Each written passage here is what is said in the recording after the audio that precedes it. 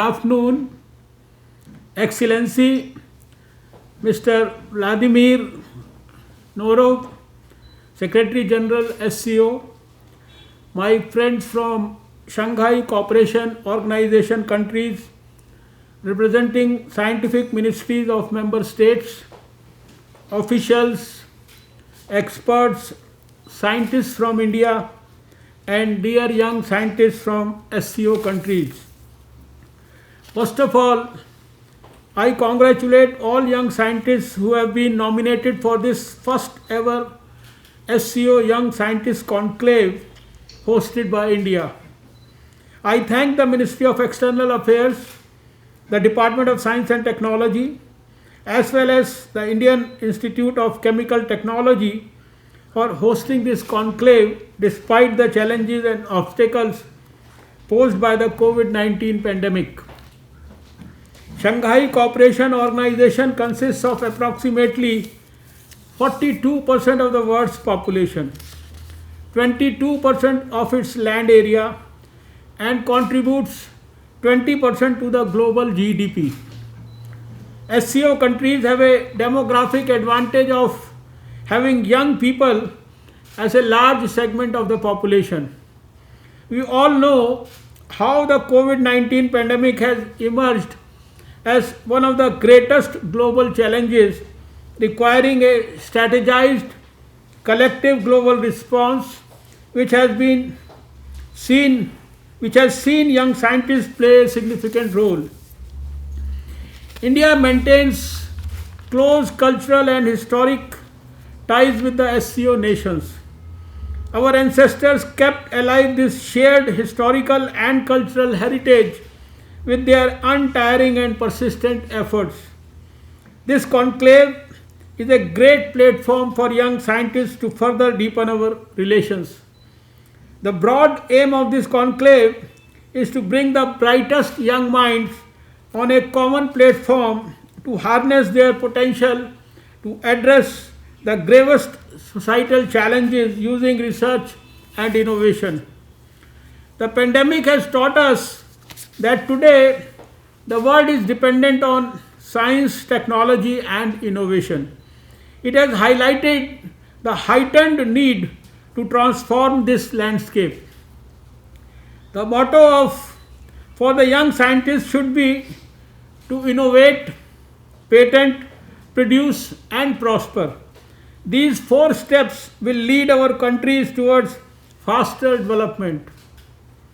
Friends, India's Prime Minister Shri Narendra Modi ji at the 19th meeting of Council of Heads of States of the SCO organized in June 2019 in Bishkek, Kyrgyzstan, had coined an acronym HEALTH, H for Healthcare Cooperation, E for Economic Cooperation, A for Alternate Energy, L for Literature and Culture, T for Terrorism Free Society, H for Humanitarian Cooperation.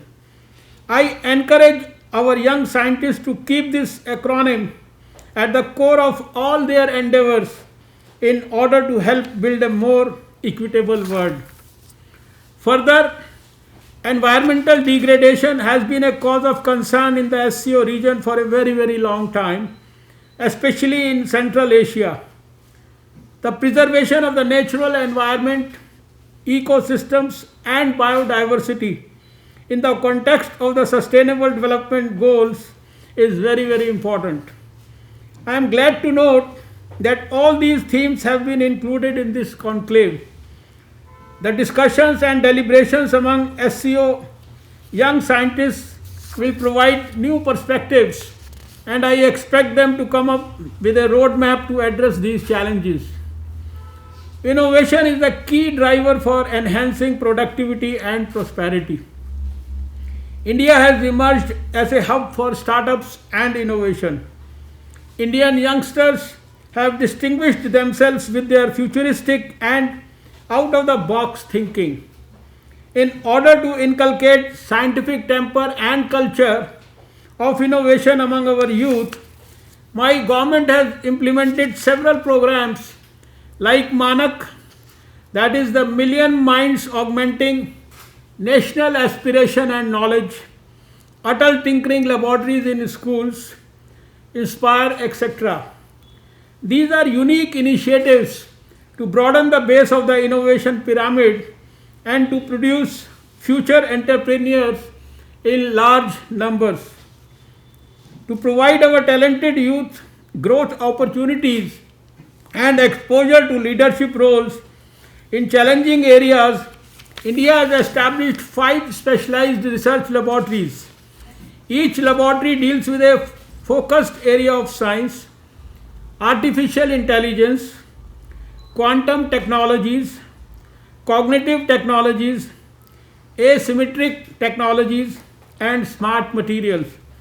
As per the norms laid out, everyone, including director at these laboratories, is under 35 years of age. Innovation for the people and by the people is the direction of New India. In last 5 years, India's achievements in research and innovation have been noteworthy. India's ranking has improved in the Global Innovation Index to 48. India today has attained the 3rd position globally in terms of number of publications. India's growth rate of publications in SCI journals is nearly 14% against the global average of 4%. India has attained the 10th spot in the number of patents filed. Even in response to COVID-19, India has put to use its significant scientific caliber. From the development of indigenous vaccines, novel point-of-care diagnostics, and therapeutic formulations based on traditional knowledge, to establishing research resources, Indian R&D entities, both public and private, have been working relentlessly to develop effective interventions for combating the pandemic. With the help of government support, more than 100 startups have provided innovative products and solutions to tackle COVID-19. Our government has announced a grant of $120 million for COVID-19 vaccine research. This is being provided for COVID Suraksha mission, that is the mission for protection from COVID, and is to be used purely for research and development of a vaccine. In India, about 30 vaccines are in different stages of development. 2 of them are in the most advanced stage of development. Covaxin, developed through ICMR Bharat Biotech collaboration, and Covishield from the Serum Institute of India. Both are in phase 3 clinical trial stage. Our premier institution, the Indian Council of Medical Research, is involved in their trial executions. India is also hosting clinical trials for all the major vaccine contenders. Serum Institute of India, the world's largest vaccine manufacturer, is conducting trials for the vaccine developed by the Oxford University. One of our pharma giants, Dr. Reddy's Laboratories, will distribute the Russian vaccine in India after conducting final stage human trials and receiving regulatory approvals. At the recently held SCO Heads of States Summit meeting on 10th of November 2020, India proposed creating a special working group on innovation and startups to share our rich experience in the startup ecosystem. We have also proposed a working group on traditional medicine to spread the knowledge of traditional and ancient medicine in SCO countries so that it can complement the progress in contemporary medicine. We have limited resources, but I have a special request to the young scientists of SCO that for the welfare of the world, for human welfare, come forward and join hands for developing solutions for societal challenges, including the current pandemic. The COVID-19 pandemic is a test demonstrating that multilateral cooperation is the key to overcoming such global challenges.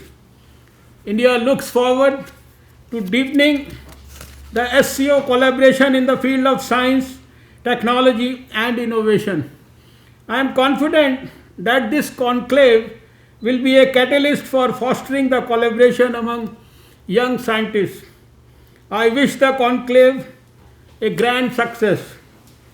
Before concluding, I would like to quote one of the India's foremost scientist and former Honorable President of India, Dr. APJ Abdul Kalam, who used to say, "The ignited mind of the youth is the most powerful resource above the earth, on the earth, and below the earth." I call upon all the ignited minds from our member nations to use science as a tool to improve the quality of life of the common man, which is the biggest challenge of this millennium. Thank you for granting me this privilege to place my thoughts before this learned forum.